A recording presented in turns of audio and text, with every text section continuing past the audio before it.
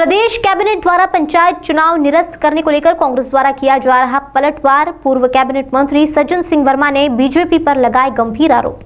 पूर्व जनसंपर्क मंत्री पीसी शर्मा ने विधानसभा में अध्यादेश लाने को लेकर सरकार पर निशाना भी साधा है। प्रदेश सरकार द्वारा कैबिनेट में पंचायत चुनाव निरस्तीकरण करवाने को लेकर कांग्रेस ने पलटवार शुरू कर दिया है। कांग्रेस के पूर्व कैबिनेट मंत्री सज्जन सिंह वर्मा ने बीजेपी सरकार पर जनता की भावना के विपरीत काम करने का आरोप लगाया है। पूर्व मंत्री ने कहा कि बीजेपी द्वारा कॉमिक रोल और कोरोना के नाम पर चुनाव टालने का हर संभव प्रयास किया जा रहा है। आगामी दिनों में बीजेपी द्वारा उत्तर प्रदेश चुनाव को भी टालने की कवायद की जाएगी ताकि बीजेपी आम जनता को गुमराह कर मन भावन वादे कर सके।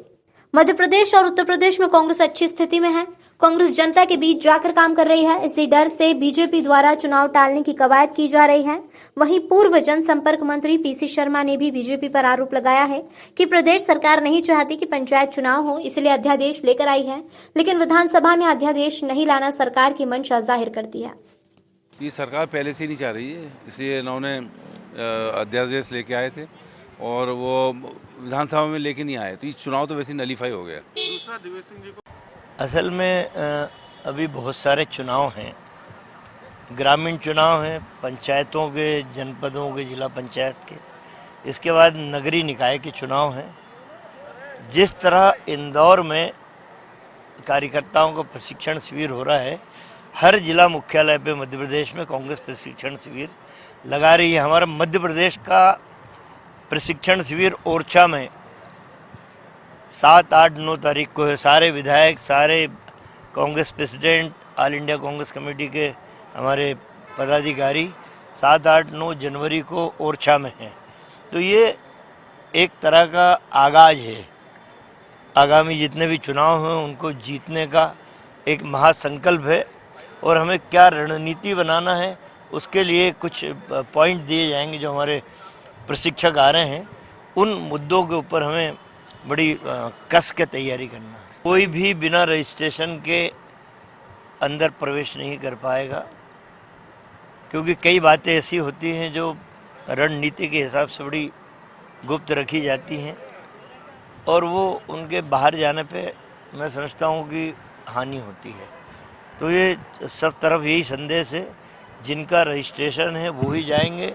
कितने बड़े कद का नेता हो वो एंट्री नहीं पा पाएगा और रणनीति का एक हिस्सा ही आवश्यक हम लोग मानते हैं। देखिए, अब समय बदल रहा है, जो हालात इस मध्य प्रदेश के हैं, हम कांग्रेस अच्छी स्थिति में है। जनता की भावना भारतीय जनता पार्टी के विपरीत है। भारतीय जनता पार्टी कोई भी चुनाव टालने की कोशिश करिए, आप देख लीजिए उत्तर प्रदेश का चुनाव भी टालने की कोशिश है। वहाँ दिन पे दिन बीजेपी का ग्राफ गिरता जा रहा है, योगी आदित्यनाथ का ग्राफ गिरता जा रहा है। तो अब इनने ओमिक्रॉन, कोरोना, ये सारी चीज़ें चालू कर दी हैं। तो मैं समझता हूँ कि उत्तर प्रदेश का चुनाव भी ये टालेंगे। तो हम कांग्रेस के लोग अच्छी स्थिति में हैं। हमने जनता के बीच में रह के विपक्ष की ईमानदार भूमिका निभाई है। किसानों के साथ, नौजवानों के साथ, अन्य वर्ग के साथ हम खड़े हुए हैं। देखिए, मैं तो बोल रहा हूँ, डिज़ाइन बनाने में माहिर हैं, कलाकार लोग हैं। तो इनको लग गया कि महंगाई की मार से कमर तोड़ दी आम जनता की और कोरोना से लाखों लाख लोग मरे हैं।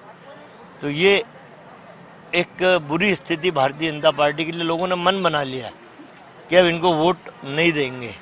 इसलिए ये सोच रहे हैं कुछ आगे बढ़ के कुछ मन लुभावन हम योजनाएं ला दें, आम जनता को आर्थिक के आधार पर कुछ लालच दे दे, जैसे 15 लाख का लालच दिया, तो उससे ये स्थिति सुधार है। देखिए, तो झूठी घोषणाएं करने में माहिर है। पता नहीं कितने हजार घोषणाएं इनकी लंबित हैं। IAS IPS इनके सुनते नहीं है। घोषणा वीर मुख्यमंत्री घोषित हो चुका है।